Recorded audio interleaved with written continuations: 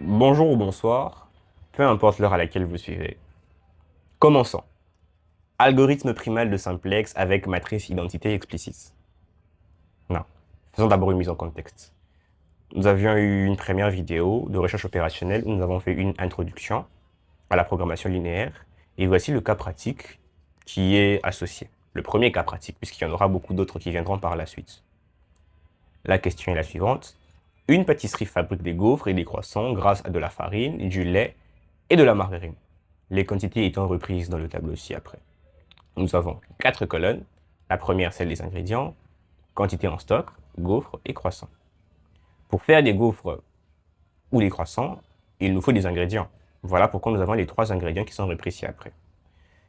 Cependant, on ne peut pas produire de manière infinie. On est subi, ou du moins on fait face à une contrainte. Cette contrainte, c'est la contrainte de quantité des matières premières ou de nos inputs, qui sont les ingrédients. Donc pour la farine, on a 30 kg en stock, 20 kg de lait et 100 kg de margarine. Et il faut respectivement 0,025 kg de farine pour produire une gaufre, 0,3 0,03 kg de farine pour produire un croissant, 0,01 kg de lait et 0,005 kg de margarine pour produire une gaufre. Ces 3 quantités réunies nous donnent une gaufre. Aussi simple que ça. Et pareil pour le croissant. Quelle quantité de gaufres et de croissants doit produire la pâtisserie pour maximiser son chiffre d'affaires total, sachant qu'une gaufre rapporte 0,2 $ et un croissant 0,15 $. En gros, après avoir produit une gaufre, quand on la vend, elle nous rapporte 0,2 $. Et quand c'est un croissant, 0,15. La question étant comprise, passons à la modélisation. Qu'est-ce que c'est la modélisation? Ce n'est que la réécriture mathématique d'un énoncé qui nous a été donné. On réécrit ça mathématiquement pour nous permettre de le résoudre, puisque avec beaucoup de mots, nous ne saurons pas résoudre. Nous avons besoin de modéliser. Et c'est sûrement ça la chose la plus importante. Car une mauvaise modélisation rend toute la résolution biaisée, ou fausse en l'occurrence. Commençons par nommer nos variables de décision, x1 et x2, qui sont normalement la quantité de gaufres et la quantité de croissants. Tout comme on aurait pu nommer x2 quantité de gaufres et x1 quantité de croissants. Nous allons décidé de les nommer comme ça, pour simplifier un peu les choses. Puis, nous avons notre fonction objectif. On appellera vulgairement fonction d'utilité, mais c'est notre fonction objectif, ici. Remarquez une chose. Vous remarquerez avec moi que notre fonction objective, c'est 0,2 x1 plus 0,15 x2. D'où viennent ces coefficients? Eh bien, tout simplement, de notre énoncé. Car une gaufre rapportait 0,2 $ et un croissant 0,15. C'est de là que ça vient. On les multiplie par ce que ça par les différents produits qu'ils rapportent. Donc 0,2, puisque c'est pour les gaufres, nous les multiplions par x1, qui est le nombre de gaufres, ou la quantité de gaufres à produire, optimale. Pareil pour la deuxième partie de notre fonction objectif. Aussi simple que ça, nous avons modélisé la fonction objectif avec ce que nous rapporte une gaufre et le nombre optimal que nous devrions produire, la quantité optimale que nous devrions produire qui est notre inconnu ici. Par la suite, mettons en place les contraintes. Rappelons-nous, nous ne pouvions pas produire de manière infinie. Nous étions soumis à des contraintes. Et bien ces contraintes, c'est comme ça que nous pouvons les représenter après les avoir modélisées de manière mathématique. C'est tout simple. Chaque contrainte fait référence à un ingrédient. Pour produire une gaufre, il fallait, pour la farine, rappelez-vous, nous avions 30 kg de farine en stock. Il fallait 0,025 kg de farine pour produire une gaufre et 0,03 kg pour produire un croissant. Ce n'est que ça que nous avons réécrit pour la farine, pour le lait et pour la margarine. Les données que nous avions dans notre énoncé, nous les avons réécrites mathématiquement. Aussi simple que ça. Et n'oublions pas la contrainte de non-négativité, qui est tout simplement que nous ne pouvons pas produire de quantité négative. On ne peut pas produire moins une gaufre. On produit soit aucune gaufre, soit supérieure à 0. C'est ça la contrainte de non-négativité. Et ici, naturellement, vous remarquerez qu'il y a des opérateurs inférieurs ou égaux. Ça veut tout simplement dire qu'on ne peut pas produire au-delà de ce qu'il y a en stock. Donc, notre production sera contrainte par la quantité en stock. Donc, ça ne peut pas être supérieur. Ça ne sera soit inférieur, soit égal. Mais pour travailler efficacement, rappelez-vous que dans une vidéo qui a été donnée précédemment, nous ne pouvons pas utiliser notre exercice avec les opérateurs d'infériorité, ou de supériorité d'ailleurs. Nous allons les transformer en opérateurs d'égalité. Pour ce faire, il y avait une méthode qui nous avait été donnée, voir la vidéo précédente, afin de pouvoir trouver. On va juste rajouter des variables d'écart positifs. Voilà, nous avons rajouté nos variables d'écart positifs. Y1 pour la première contrainte, Y2 pour la deuxième contrainte, Y3 pour la troisième contrainte. Maintenant, l'étape qu'il reste à mettre en place, ça sera de faire un tableau. C'est dans ce tableau-là que nous appliquerons les différents algorithmes. Les éléments de notre contrainte, s'ils sont mal écrits, le tableau sera faux, l'exercice sera faux aussi. Mettons en place le tableau. Voilà.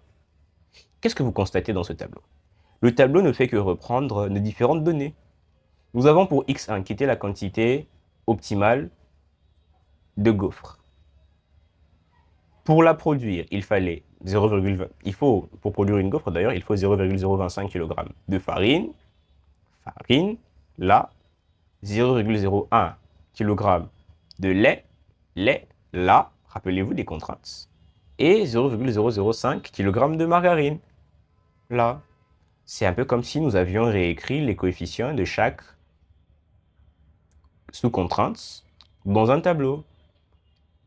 Les variables se retrouvent au-dessus et les coefficients se retrouvent dans le tableau. Et bien sûr, dans la première contrainte, il y avait y1, mais il n'y avait pas de y2. Voilà pourquoi y2 est égal à 0. Il n'y avait pas y3 dans la première contrainte. Voilà pourquoi c'est aussi égal à 0. Ainsi de suite. Mais vous remarquez aussi une chose, c'est que nous nous retrouvons avec une matrice identité à ce niveau ici. La matrice identité, c'est une matrice où toutes les valeurs sont égales à 0, sauf celle de la diagonale principale, qui sont tous des 1. D'où l'énoncé même de cet exercice, avec matrice identité explicite. Vous remarquerez que la dernière ligne est en rouge. Qu'est-ce que c'est en rouge et en négatif? Qu'est-ce que c'est? C'est notre fonction objectif. Notre fonction objectif que nous avons multipliée par moins 1. Rappelez-vous la fonction objectif, nous l'avons placée là, et nous la multiplions par moins 1. Il n'y avait aucun y dans notre fonction objectif. Voilà pourquoi les valeurs relatives à y sont toutes de 0. Maintenant, afin de pouvoir résoudre, nous avons d'abord besoin de réaliser l'étape numéro 1, la colonne pivot. On doit trouver la colonne pivot. La colonne pivot se situe où nous avons l'élément négatif le plus petit. Ici, dans notre cas, nous avons deux éléments négatifs, moins 0,2 et moins 0,15. Des deux, le plus petit, c'est assurément moins 0,2. Automatiquement, cette colonne, ça sera la colonne pivot. La colonne pivot qui sera symbolisée par S. Intuitivement, disons-nous que c'est symbolisé par S. Maintenant, étape numéro 2, trouver la ligne pivot. Pour trouver la ligne pivot, nous devons trouver un BR. D'ailleurs, c'est mal écrit ici, ça aurait dû être un BR. Qu'est-ce que nous faisons? Nous allons juste prendre tous les différents B qui sont nos quantités en stock. Nous allons les diviser par les éléments qui se trouvent sur la colonne pivot. La colonne pivot, elle est là. Les éléments qui s'y trouvent sont là. Et nous allons donc diviser chacun de ces éléments, de ces trois éléments, par ces éléments-ci, afin de pouvoir déterminer quel sera l'élément le plus petit de ces divisions. Là où on trouvera l'élément le plus petit de ces divisions, ça sera là que se trouvera la ligne pivot. Concrètement, on a les différents éléments, d'accord? 30 divisé par 0,025. 20 divisé par 0,01 et 5 divisé par 0,005. Repris ici. Et nous cherchons la valeur minimum, la plus petite valeur de toutes ces opérations ici. Et cette plus petite valeur se retrouve être 1000. C'est quand nous faisons 5 divisé par 0,005. C'est dans cette colonne ici, du moins, c'est dans cette ligne que nous avons la valeur la plus petite. Donc, ce sera ça, notre ligne pivot. Aussi simple que ça. Le troisième point, c'est l'élément pivot. L'élément pivot, ce n'est que l'élément qui est à la jonction entre la ligne pivot et la colonne pivot. L'élément à la jonction de ces deux, c'est 0,05. 0,005. C'est celui-là notre élément pivot. Il nous sera très important. N'hésitez pas à mettre la vidéo en pause si c'est un peu compliqué et revenir en arrière, car c'est un peu plus corsé, plus on sera en train d'avancer. Nouvelle étape, on crée un autre tableau. Dans cet autre tableau, qu'est-ce que nous faisons?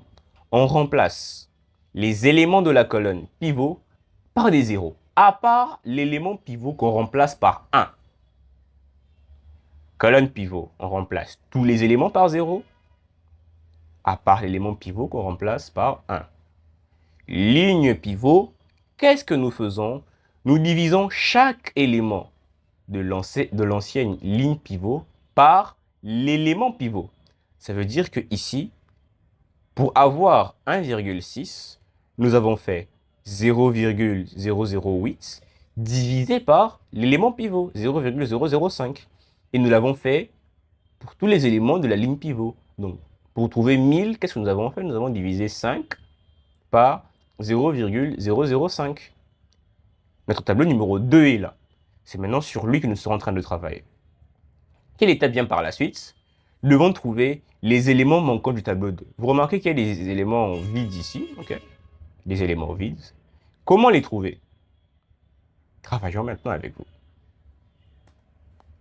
Voilà, une formule qui d'apparence pourrait paraître compliquée, mais qui se retrouve être toute simple. AIJ star représente chaque élément qui doit se trouver maintenant dans le tableau. Ok? La formule, elle est là, un peu compliquée à première vue, mais laissez-moi vous l'expliquer. Nous prendrons, pour trouver par exemple l'élément qui doit se trouver là, d'accord? Dans cette case ici. Dans le tableau numéro 1, l'élément qui s'est trouvé au même endroit, c'était 0,03. Et bah, 0,03, c'est ça le AIJ. Ce que nous allons faire, c'est que nous allons le soustraire par, parenthèse, AIS, qui est l'élément de la ligne pivot le plus proche de lui. Et quand on a 0,03, que dis-je? L'élément de la colonne pivot le plus proche de lui. L'élément de la colonne le plus proche, c'est 0,25. Et l'élément de la ligne proche de lui, c'est 0,08. Donc c'est ça notre AIS et notre AIR. Nous avons notre nombre, l'élément qui se rapporte directement à lui au niveau de la colonne pivot et l'élément qui se rapporte directement à lui au niveau de la ligne pivot. Nous multiplions ces éléments que nous divisons par la suite par l'élément pivot. Tout ceci pour trouver l'élément qui se trouvera ici, nouvellement, dans le tableau 2. Après avoir effectué toutes les opérations, vous pouvez le vérifier par vous-même, on obtiendra moins 0,01. Et nous remplaçons moins 0,01. Même processus. Pour l'élément qui doit se trouver là, qui devrait se trouver là normalement, qu'est-ce que nous faisons? Nous allons dans le AIJ, l'ancien, avant de trouver le AIJ star, c'est celui-là. L'élément qui se rapproche de lui à la colonne pivot, c'est 0,025. 0,025. Au niveau de la ligne pivot, c'est 0. On multiplie par 0, le tout divisé par l'élément pivot, qui est 0,005. Et on obtient 1. On fait le même processus pour tous les autres éléments. Aussi simple que ça. Pareil pour les éléments qui se trouvent même là en bas, car ce que nous ferons, l'élément qui se retrouve le plus proche de la ligne pivot, bah c'est 1,16, 1,6. De la ligne pivot, c'est 0. On fait le même processus et on trouvera les différentes réponses. A. Nous nous rendons compte qu'il n'y a plus de valeur négative, donc nous avons trouvé la solution optimale. Retenez ceci. Dans notre tableau numéro 1, nous avions des valeurs négatives, car nous avons multiplié par moins 1.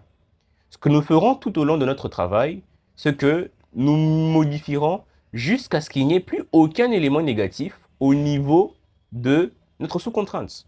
Que dis-je? Au niveau de notre fonction objectif.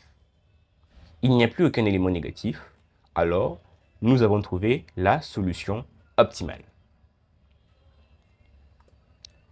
Maintenant, je ferai une petite manipulation qui, je l'espère, ne vous troublera pas. Excusez-moi, le français. Dans notre tableau 2, on pourra même créer un tableau 3. Nous intervertissons Y3 et X1. Pourquoi? Pour reconstituer la matrice identité. Oui, vous l'aurez compris. Nous reconstituons la matrice identité. Rappelez-vous, vous pouvez rentrer en arrière afin de pouvoir vous remémorer quand on a évoqué cette matrice identité. Et bien maintenant, nous l'avons reconstituée. De ce fait, qu'est-ce que nous pouvons comprendre par cette reconstitution? La pâtisserie doit produire 1000 gaufres et aucun croissant pour maximiser son profit de 200 unités. Le profit à maximiser, il est là. 200 unités. Tout au fond là. C'est ça. Le profit que nous pouvons maximiser, c'est de 200 unités si nous produisons 1000 gaufres. Mais comment est-ce que nous savons que ce sont 1000 gaufres que nous devons produire? Parce que X1, qui était la quantité de gaufres, se trouve dans la matrice identité. Tout ce qui ne se trouve pas dans la matrice identité, c'est égal à 0. Donc X2 n'est pas dans la matrice identité, donc X2 est égal à 0. On ne produira aucun croissant. Y3, qui est la quantité de margarine, ne se retrouve pas dans la matrice, ça veut dire que on a utilisé tout le stock de margarine. Il est égal à 0 maintenant. Il y restera donc Y1, qui était dans la contrainte de farine. Il restera donc 5 kg de farine. Regardez, Y1, 5 kg de farine. Y2, qui était la quantité de lait. Il restera 10 kg de lait. X1, qui était la quantité de gaufres. On produira 1000 gaufres. Et c'est ces données-là dont nous avons besoin. C'est aussi simple que ça. La vidéo est un peu longue, donc n'hésitez pas à la regarder et la regarder à nouveau pour mieux comprendre. Et n'hésitez pas à poser des questions. Voilà. Merci beaucoup. De très bonnes choses, en espérant que notre interro général se passera correctement. C'était la Team Genius.